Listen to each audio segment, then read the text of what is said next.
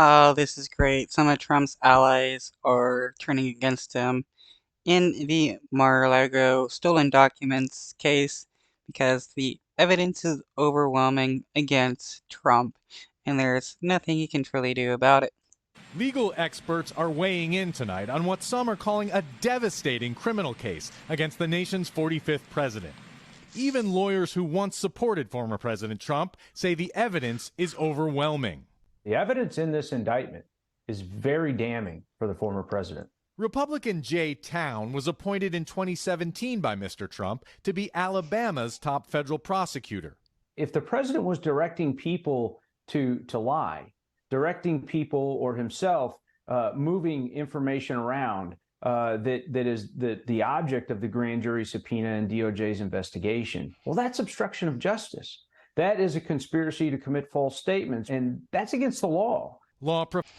Yeah, and it's been shown there's been many people who have come forward and said that Trump had told them to move documents and stuff. Man, I so hope Trump uh, goes to prison. It's said that he could spend at least a couple decades. Professor Ryan Goodman, a Trump critic, has studied Espionage Act cases. This is one of the most incredibly strong indictments that I've seen compared to all other indictments under the Espionage Act for retention of military secrets in, let's say, the past 20 plus years. Experts say the most compelling evidence may be two recordings. One by a lawyer hired to help Mr. Trump comply with a Justice Department subpoena. Quoting Mr. Trump as telling the lawyer, "Wouldn't it be better if we tell them we just don't have anything here?" And a second featuring Mr. Trump himself, acknowledging he possesses secret information about U.S. military plans. Yep. So once they play those recordings in court, there will be nothing Trump can say that will be able to change anybody's minds because these words are coming out of his mouth. Wouldn't it be better if we told them we didn't have anything? So he's suggesting that we lie. And then the second recording, he's admitting to having secret classified documents that he obviously knows he shouldn't have. How powerful is a tape recording of Donald Trump saying in his own words that he has a classified document?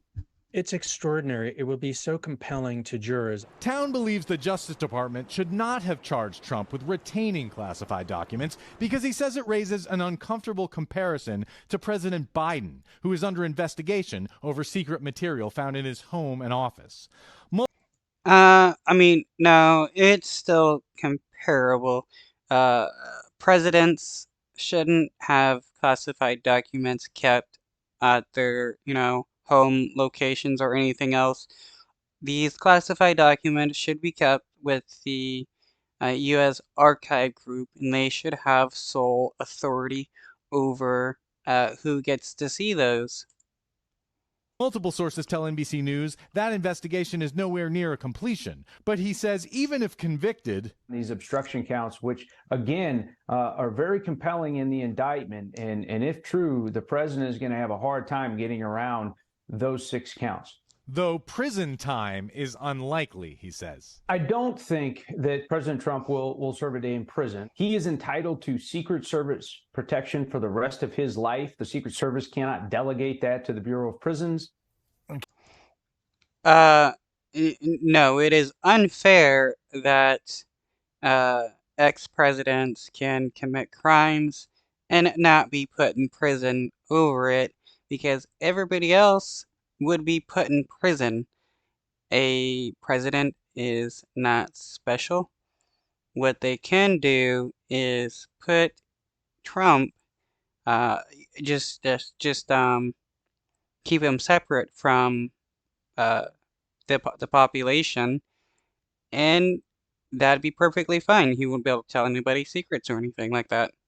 Ken joins us now outside the courthouse where the former president will be arraigned on Tuesday. Ken, how are they?